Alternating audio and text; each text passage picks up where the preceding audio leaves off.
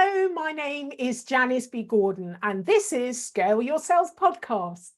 Welcome to Scale Your Sales Podcast, listed number 9 of 43 best podcasts for every sales professional.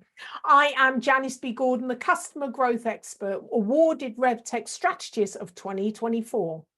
In this episode of Scale Your Sales Podcast, my guest talks about top performing revenue teams and how coaching and the people have become more pivotal. In a world where we're talking about AI integration and technology, it's actually people in revenue operations that are making the biggest difference. So we went on to talk about coaching and management and the whole structure. You're going to love this conversation. My next guest has over 15 years of sales experience and a decade of coaching. She empowers individuals and teams to drive pipeline while staying authentic to their unique voice. A LinkedIn top sales voice and host of the popular Sell Better Daily sales show. She speaks globally, inspiring sales professionals to sell with confidence, clarity, and purpose. Welcome to Scale Your Sales Podcast, Leslie Douglas.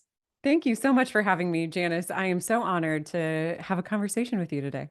Well, I'm really happy. We were just talking about how beautiful Virginia is and North Carolina, and reminiscing over greenery. Now in England, we are renowned for green. You know, we know our green, but I was very impressed when I visited your area and was wallowing in the lushness of green and beautiful highways. It is so beautiful. And just right now, especially in the spring, I mean, every shade of green all around you, the flowers popping up. It's like a fairy tale book waking up every morning. Lucky you, lucky you. Until the heat comes in, don't worry. Yeah, but I don't mind that so much coming from, the Caribbean. I love just move slower, Leslie. That's all you do. I Move like that. slower in the heat. Just move slower. Okay, so I'm really keen to find out, your perspective on what has shifted and what top performing revenue teams are doing differently today, because so much has changed, hasn't it, Leslie? It's so true. I think there's a lot that's changed, especially right now. And I think the common thread that I'm seeing between all of the top performing revenue teams that I'm working with has been about coaching and really prioritizing the people, because you can copy systems and pricing and your competitors can do all of that, but the differentiator lies within the people inside the organization. And I'm noticing a shift from when I started as a people manager, and the training and the coaching that I received was almost none. It was like, you're great as an individual contributor. You're great in this role. We're just going to scoot you over and go get them. I think there's a big change in that now, to really embracing that this frontline manager is your team's first stop for so many things. And that includes removing barriers for the team and advocating for them in ways that I haven't seen in the past. And so I think that's like a huge thing that makes an impact not only on the emotional and mental well-being of your team, but that is then going to impact the numbers. They're coaching at a different level. They are supporting at a different level. They are teaching instead of doing, more so now than I have seen in the past. I think it's really interesting. I'd like to kind of dig into this further, because coaching, unlike training, changes behavior. And it's critical, absolutely. So I agree with you on that front. But traditionally, you've just mentioned how you were on board in the kind of training and coaching that you had back in the day, and same with me as well. Well, many of the managers had the same thing. So they came up through and they were high performers, they're promoted into management and given very little guidance. And it's very much do as I've done, because Yes. that's all you know. Yes. So although this is such a critical element, there hasn't really been much onboarding of managers and leaders and giving them the essential skills they need. What they tend to do is coach the deal and not the person. I wholeheartedly agree. I have seen a shift recently. I've the companies that I've done kickoffs for this year have had specific manager tracks in their sales kickoffs. And I have never seen that before in the past. I'm doing one coming up at the end of the month where they don't let any of their frontline leaders attend this specific day that's just set aside for salespeople, where it's SDRs, AEs only. They're going through a track, and then they have a separate one for managers to get, they have something all together, but they're able to like spend time on, okay, how can we build EQ? How can we do better at feedback? How can we, uh, even I saw a talk track on there around like cross-functional alignment, which I think it didn't, it's interesting because it comes naturally from like a community perspective, but I didn't think about it until I was put in that position in a room with product, marketing, finance, right? Development. And I'm sitting in this room thinking it's so strange that we're not having more conversations here. And I I was really pleased to see that more than half of the companies that I've been working with this year do have some sort of manager side track. I will say to your point though, none of it is like when they first get hired. It is further down the road, maybe like continuous education instead of an onboarding track, which I think is crucial and would be a big differentiator between immediate success versus like that dip. So many people are going to make their minds up about their manager in their first week, right? Yeah, absolutely. They say you don't leave the company, you leave the manager. Right. And so they're absolutely critical to reduce that churn of people of great, talented resource. So what I use is a data-informed process, because there is a massive gap in the market, and it's wonderful to hear you say that what you're seeing coming through is this separate track to support managers, because it's the managers that support the team. But as I say, what I use is like a data assessment that's been going for over 30 years. So it's got, huge wealth of insights as to what great looks like for across, 200 industries and countries and markets. So there's so much great data in there, and it's just really interesting. What are the core competencies that make great managers or make great leaders or make a great rep in your market for your industry? Once you understand that, then it's a lot easier to understand what are the pivotal competencies and traits that are going to make all of the difference. It's so true because I I feel like we've all had that manager where they want to coach you and you go in and it's like, here's a laundry list of things you need to fix right now. Here you go do it, right? And or like here's and it keeps going, and I think that can be so demoralizing as a rep or even, like any sort of coach coming to you. The focus on the pillars, what matters, and trying to understand that it's like baby steps are going to add on top of each other and it's going to change not only that behavior, but also your relationship with the person. I think we get so caught up in checking all the boxes, myself included. Like, I want to hit every single qualification here and I want the A+ on everything. Thank you very much. But we forget that it, there's process and we're only going to hear what we can handle at that time. And we're going to hear it differently in a month from now, and 6 months from now, and 2 years from now. So being able to like take the baby steps, use the pillars as a foundation and lean in, but like chunking it down, I think is beneficial not only for the development of the team, but also for your relationship between managers and reps too. Absolutely. And, reps are individuals. No one person in the team is going to be the same as the next person. And so really understand the detail, the DNA of that individual, and knowing what's the thing that's going to switch them on.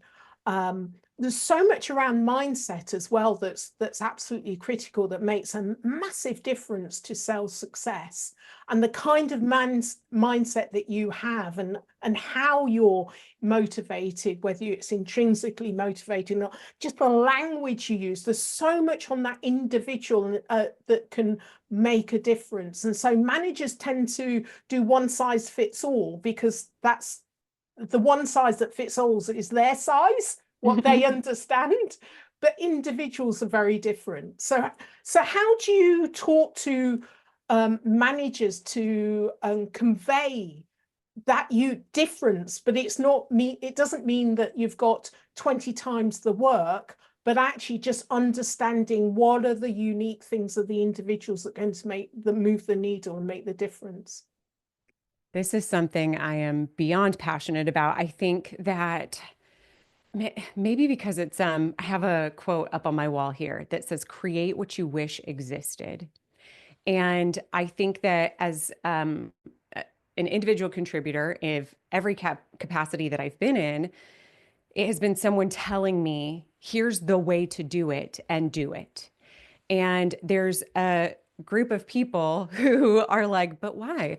Why have you done it that way forever? Have you tried this? And they're like the challengers, right? Or however we want to label that. But this idea that maybe that's not the best way, or maybe that doesn't fit me, or it doesn't motivate me. I know I have had to constantly build processes for myself that kind of help me fit into what I should be doing, because it doesn't come necessarily naturally to me, to think in, this very like, I need a reason. I have to have a reason. So I have to give myself a reason. So I think like when talking about this individuality, it is so important that every individual on the team finds their own voice and their own way of doing things. Like you said, the motivation. If I know as a manager that I feel like everyone goes to money. And it's like, oh, we're going to add more to your compensation. We're going to bonus you. We're going to give you a spiff and give you a gift card. Not everyone values that at the same rate. And like you said, like knowing the motivators, if I know that you're on my team and getting home at 4 o'clock on Fridays in the summer would be more beneficial or more motivating, why wouldn't I use that lever? Why wouldn't I put that in front of you as an option? Or maybe it's about your growth internally with the company, and I can get you a meeting with the CEO. You guys could have lunch together. And that would be like, here's a motivator for you. I'm going to get you an audience with the CEO, right? And just knowing what matters to your rep will change your entire conversation, but it will also change their entire conversation. I think this kind of a leadership quality is being able to adapt and fit, but not just for the benefit of the company, but for the benefit of the team Yeah, and that individual person. They're love going to it. be happier. Yeah, exactly. And when you were talking, I was thinking, I've perhaps interviewed a good 70% of women in sales, because the original reason when I started Scale Your Sales was because I wanted to hear a diversity of views. And that wasn't cutting through over 5 years ago. It was the typical, you know, idea of salespeople of what sales success looks like. So I, started to change much of that. But consistently, many of the senior leaders like yourself, women leaders, diverse leaders, have said exactly the same thing. They've had to create it for themselves because it Yes. didn't resonate with them. There isn't one way of doing Interesting. this. So I just thought, oh my gosh, this has come through again and again and again over the last 5 years. Fantastic. That is so interesting.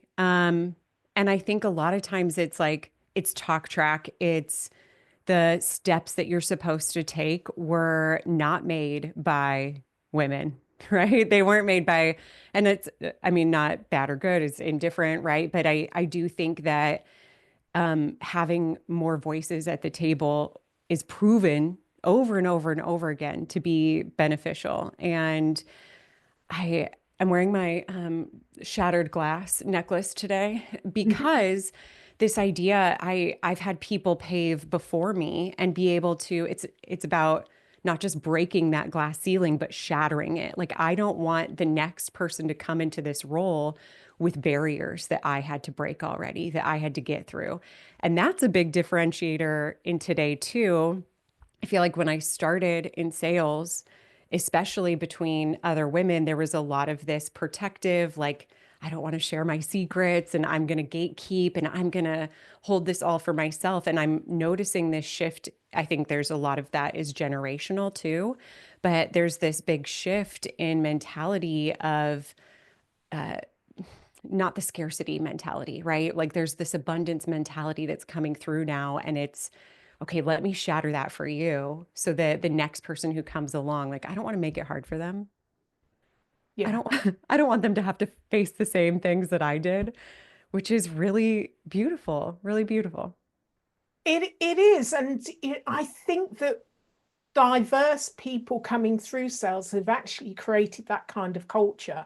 And I also think it's the, when we're thinking of millennials are certainly in there, but it's the other generations that are not attractive unless you have those elements in place. It's got to be a sense of community and belonging. They've got to have the similar values. So, sales has been very much traditional sales, but organizations, except the sales department, have changed their culture. Well, now sales is having to change the culture as well in Yeah. order to appeal to the other gens coming through. It is so interesting you say that. Sales has been just kind of like, it's funny, especially in tech, because you think that everything is so forward and, it's moving fast and you like can't keep up except for the sales department. I mean, and they're advanced in so many other ways, but this has been really stuck and there's still plenty of that out there. Yeah, I'm being generous, Leslie. Yeah, you are. But that's why we're here, and that's why we're talking, and that's why we're bringing it to the fore, which is fantastic. And here I am in London, UK, and you over in America. So it's really nice to compare and contrast what is changing and influencing. And there's a lot of what you're saying that I'm finding really positive at how organizations are changed, because I think it's been stuck for a long time. And even post-pandemic, I still felt that for a couple of years, it was still very much stuck. I mean, I know so many women that were let go of within, revenue generation post-pandemic. But I'm loving what you're saying. There is a movement now. And I feel like there's I maybe it's the type of companies that I'm finding or the type of people that I'm uh, finding that spark with that want to work with me. But I think it's got to catch on, right? I think that there's no more tolerance for intolerance. And there's this huge pull to keep that movement moving. And like you said, like there are a lot of the workforce that's coming in has been raised in completely different set of values and what they value in a career. I just led a session at a career fair for kids that were, it was ages 3 through 12. So it was a big range, but I had a podcasting station that they could come and sit down. And I will tell you that 90% of the children who came through told me that their dream career was to be a YouTuber. And thinking about when I grew up, it was like, stay in one job for as long as you can. Don't jump around. How do you explain gaps on your resume? How do you explain jumping to another job, right? And it was all this pressure around that. And I don't think that that exists in the same way anymore for like generations who are coming in now. They're like, no, this is my values. This is what I care about. I want alignment here. I value time away from the office. Or like the traditional work-life balance isn't the same as what it was. Just really interesting shift there that's causing that ripple effect for companies. Yeah, and companies have got to step up if they want to attract, the top talent. Top talent now has choices, and they're global. And that it's not the 9 to 5er. It's I worked with for many years interns from master universities, and supported them, and I just love staying connected to them because their lifestyle, work is a lifestyle. They'll work for 6 months, and then they'll travel for 6 months, and then they'll move to another country, and they'll work for 6 months, and they'll travel. And if the organization isn't open to that, then that's fine. They'll go elsewhere. They're qualified. I think, oh gosh, it's just, there are real benefits on both sides by having being able to attract someone that has an awful lot of bite-sized experience that they can give to your organization if you're really clear about how you want to use these really talented people. Do So you I think companies have to step it up. I agree. I agree. I Do you think that there's like a change in risk tolerance as like new generations are coming up? Because I think immediately when I first started seeing this, I was like, what about stability? What about benefits? What about that? I'm like, that's where my uh, uh when this first started, like the influencer career path or the people who are digital nomads, I was like, so cool. What an amazing experience. And I don't even think I could dream that up. How beautiful is this, right? And I'm like, this is so interesting. But what about your insurance? What about your paycheck? What about your, all the things that are ingrained in us from childhood? Do you think that's like a shift in community risk tolerance as new generations are popping up? Yeah, massive. They're not interested in having mortgages. They don't think of the future in terms of insurance. So yeah, I think it's a massive, and it's almost like it's a completely different mindset that I find it hard to get into that because I'm so tied to capital, and legacy and all of these things that Yes. we've been brought up on, and I value. But do you know what, Leslie? I'm in 5 years' time, 5 to 10 years' time. My plan is to do that. I mean, I already go away for 6 weeks a month, somewhere warm, and I do lots of work, and I have a lovely time because it's sunny Right. every single day, and I walk along the beach, and then I go back and I do some work. Um, but that will become my full-time lifestyle. And so I'm actually going back to what my interns are actually doing now. That's an aspiration for me, and they're living it now. So I I think love things that. will change. What will retirement look like for you, perhaps? Oh my gosh. I I have some big goals too, but I do find it fascinating that it feels kind of flip-flopped. I think for retirement, I love the idea of I've had the great fortune of traveling a significant amount, which has been phenomenal. One of my favorite things to do when I travel is to try to take one thing from the culture that I'm visiting and implement it into a daily practice. And I have a couple of things that I do every time I travel. This is going to sound like just, it's fun, but it's out there. I like to find a person and ask them if they're willing. Like I had a great conversation. I got to go to Indonesia, and they had set up, I was speaking at an event, they had set up a car service to drive the people back and forth to all of the places we needed to be. And I the driver invited me to come meet his family, and I got to go to their home and experience a meal. And I learned about this value of community and the appreciation that they have for everything. While I was there for a week, there was a festival to celebrate animals, a festival to celebrate metal, and all of the great things that metal has done for us. And there's a full moon festival, and just like all these beautiful, everything was a celebration every minute of every day.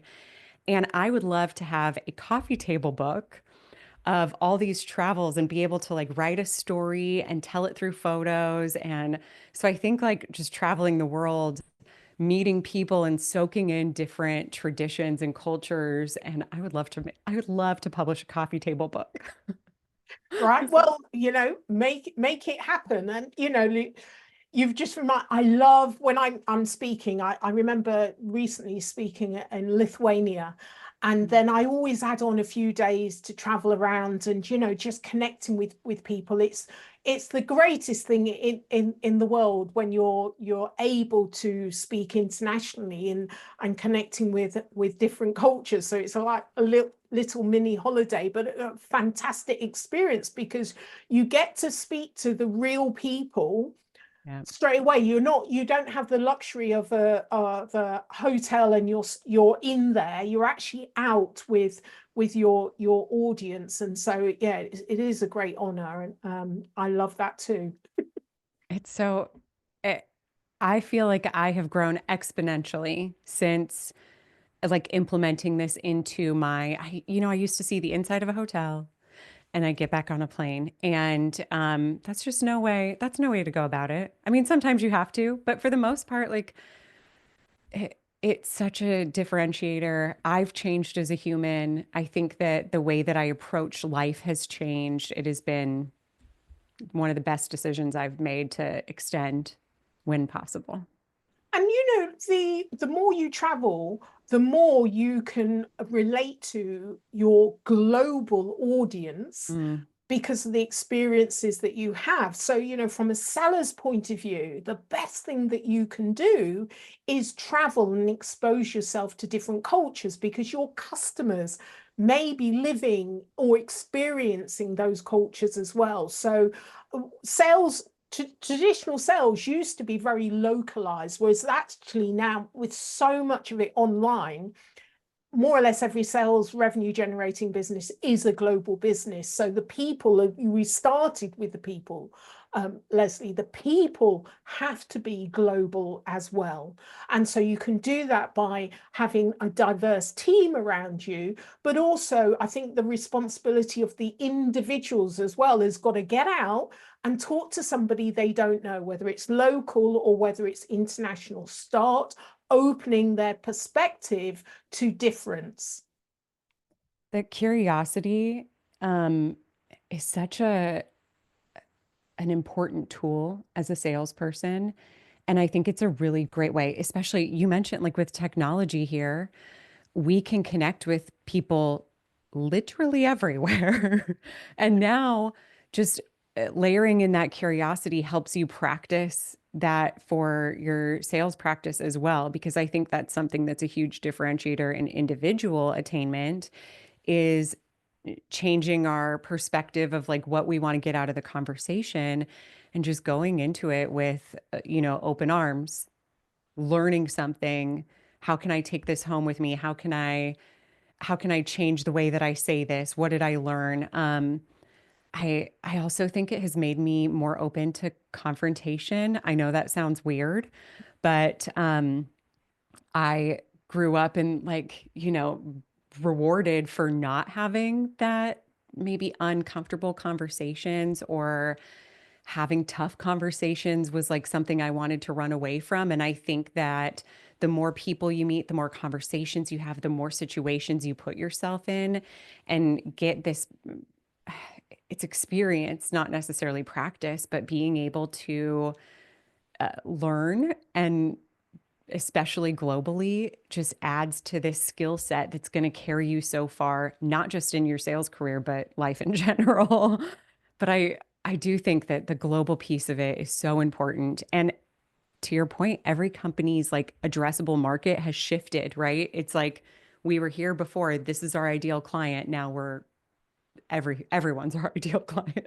Absolutely, absolutely. So, talking about your, personal values, and thank you for sharing your experience, is, what personal value or beliefs shape your leadership perspective now? And I know you've mentioned, some aspects of that.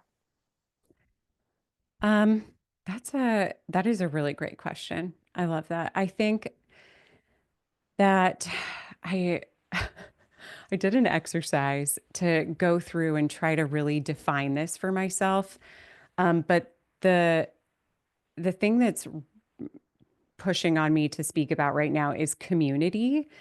And I don't think I knew what that meant until very recently. I don't think I understood valuing community, and it layers into the stories that we've talked about here, where we're bringing through this, like, I have to do it by myself, and maybe I'll get a gold star if it's just me and I don't share and I don't need help.